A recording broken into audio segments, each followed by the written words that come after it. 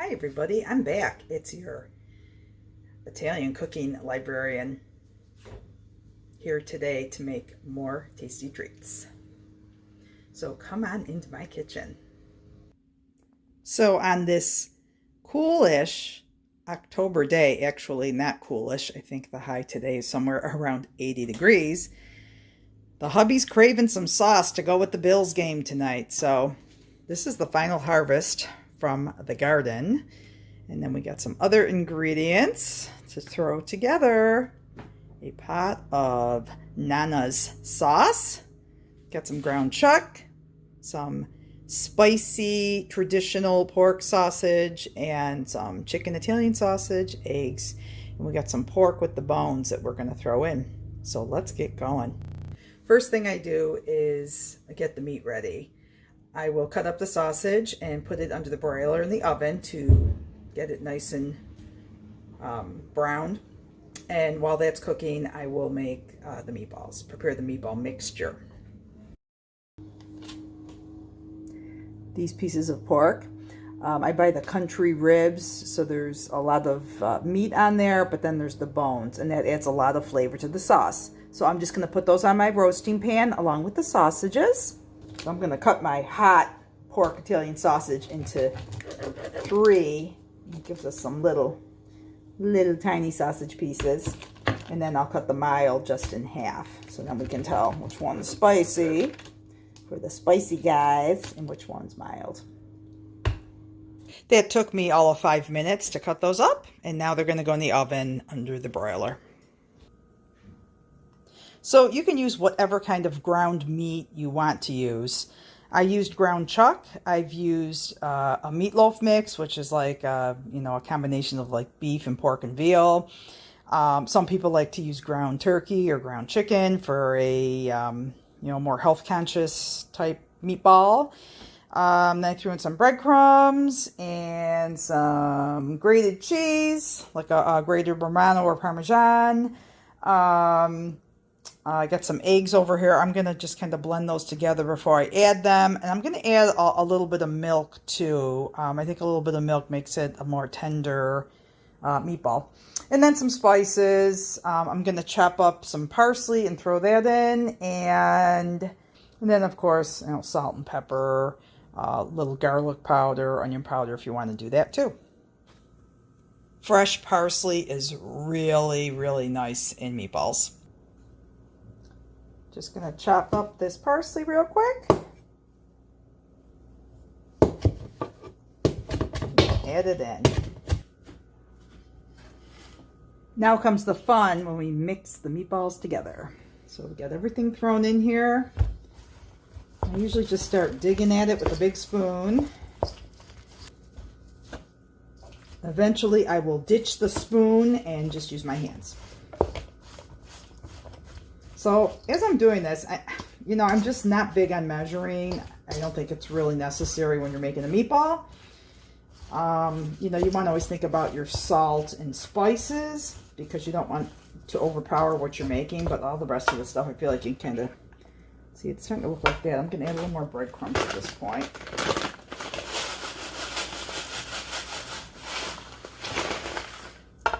Stir that in. Now I'm going to add a splash of milk.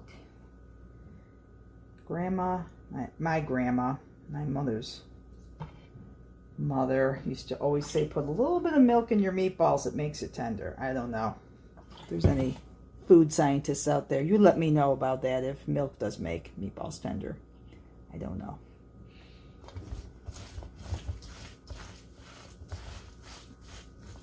So I'm happy with that consistency. That looks like a nice meatball consistency. I'm going to pull out a cookie sheet and fold these babies out. But first, I'm going to take a peek at the sausage and see how that's going. These look good. I'm just going to flip them around so that the other side can get browned. I can't really do that while I'm holding my camera here.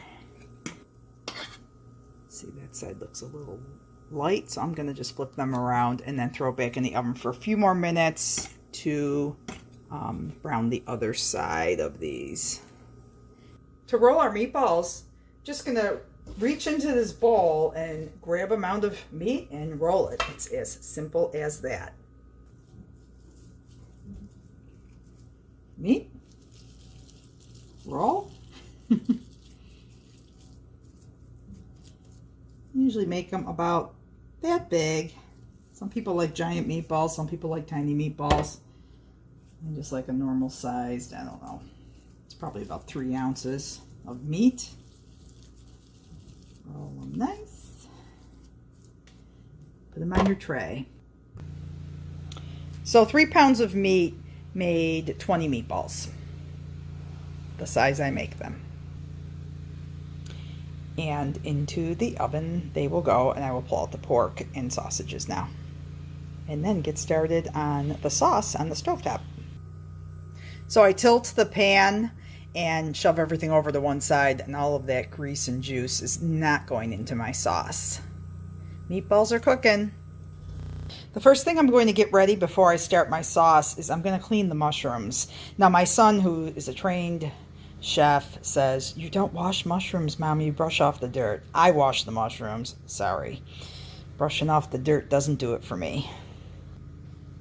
And besides, when you're putting them into sauce, it just adds a little more water to the sauce. So I don't find that the water that the mushrooms absorb negatively affects a pot of sauce. When you're cooking with sauteing mushrooms for meat or something like that, it definitely does make a bigger difference though. And then you probably just want to use a cloth to brush them off. I just realized I don't have an apron on. Heavens to Murgatroyd. Things are going to get really messy around here, so gotta represent today. Our Buffalo Bills.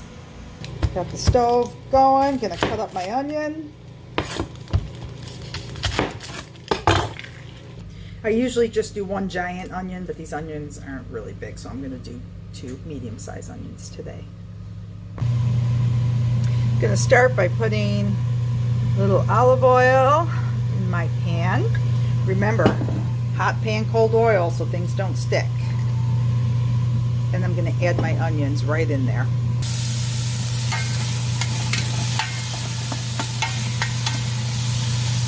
Going to just saute those until they're a little bit translucent, and then I'm going to add in the crushed garlic, fresh crushed garlic, and then immediately put the sauce, the tomato-y, saucy items in, because you don't want the garlic to burn.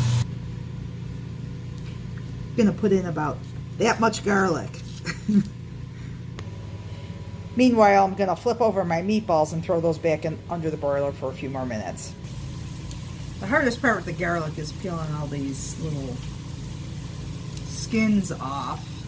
Some people like to smash them with the side of a knife or use one of those little plasticky things and roll the skins off. I'm like, can't deal with that. I just peel it off with a knife. Probably takes a little longer, but I don't know, there's something really strangely satisfying about doing it that way. Uh-oh. You really got to keep an eye on this. I was busy chopping my garlic and it's ready to get brown. You don't want that. I think I saved it. There's a couple of sort of burnt pieces, but you really got to watch it. You don't want to burn your onions because then you're starting a whole pattern of burning, and then the sauce is going to stick, and then it's going to taste like it's burnt, and you don't want to do that. Okay, I chopped my garlic up into chunks, and that's going to go in with the onions. Just for a little bit, because garlic can burn very easily, so you really got to keep an eye on it. Okay, the garlic's in there. Just going to let that saute very briefly, and then I'm going to start adding all of my cans of sauce or fresh tomatoes, whatever I'm using, I'd add at this point. Unfortunately, we are past the fresh tomato phase of the garden, so there will be no fresh tomatoes today. This particular batch of chuck roast happened to be pretty lean. There is hardly any fat off of this, so that's kind of interesting. So I've added my tomato puree. I get some crushed tomatoes and tomato paste. At this point, I'll add about a half a can of water to each can of puree, and as much paste. I'll add as much water. And crushed tomatoes, I don't add any extra water to that. It is totally not scientific. It's just by look and by feel. it's going to cook down anyway. I'm also going to add a little wine. So I had a bottle of some red open in the fridge, but always keep in mind, if you can't drink the wine, don't cook with the wine. Wine doesn't stay good forever once you open it, or even when it's sealed, it doesn't stay good forever.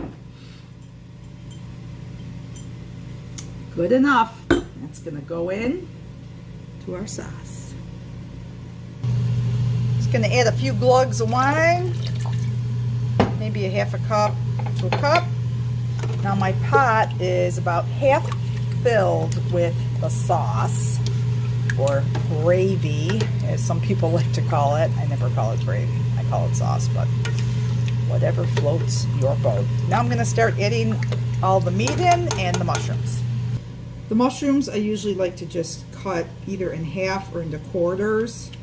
If you cut them really small, they will disappear into the sauce, so I wouldn't go any smaller than that.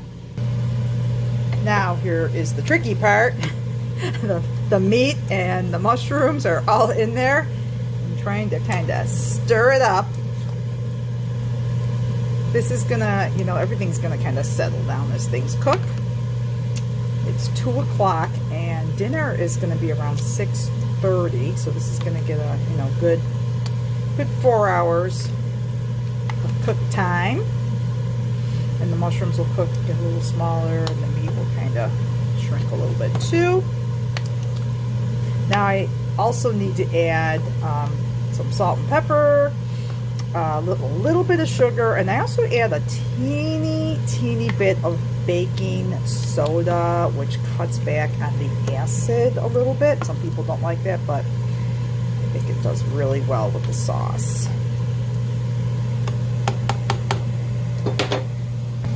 The other thing I like to add to my sauce is a little bit of fresh basil. I don't care for the dried basil as much, same as dried parsley. It just doesn't have the same fresh flavor. So, but I'll wait till something towards the end. I was able to scavenge a little bit of basil out of the garden before we took the rest of the dead plants out. Just gonna let this cook. Gonna give it a stir every half hour. Make sure it's not sticking. If it should stick, you have to get the sauce out of the pot and put it in another pot and start over, because once it starts sticking, you're going to start having some burning, and that's, you can end up with a yucky tasting sauce when that starts to happen. So keep an eye while you're watching all the football games. So normally I show a video of peeps enjoying the food. But the wine started flowing and people were into the different games going on, and I totally forgot to flip the video back on. Anyway, the sauce came out great, and boy, the Bills certainly kicked some butt. It really helps when you have a quarterback who can leap with a single bound over the opponent. So anyway, you too can make a delicious pot of sauce. It's really easy. It's just a little time consuming. Anyway, I would be remiss if I didn't give you a librarian tip for the week. And my librarian tip is plain and simple.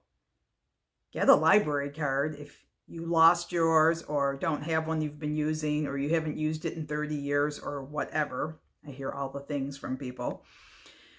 Your library, it has so many fabulous things, and not just books and movies and databases you can access and stuff like that, but there's also a lot of great programming. I just started something new myself this week. I've gotten back into crocheting, which I haven't done since I was like a little kid. So check it out. Check out your local library and see what fun stuff you can do. Meanwhile, head to the store, grab some tomato ingredients and whatever meat you like, or no meat. If you don't like meat, just throw a lot of vegetables in and make yourself a pot of sauce. Your family will love you for it. See you next time, and go Bills and Sabres.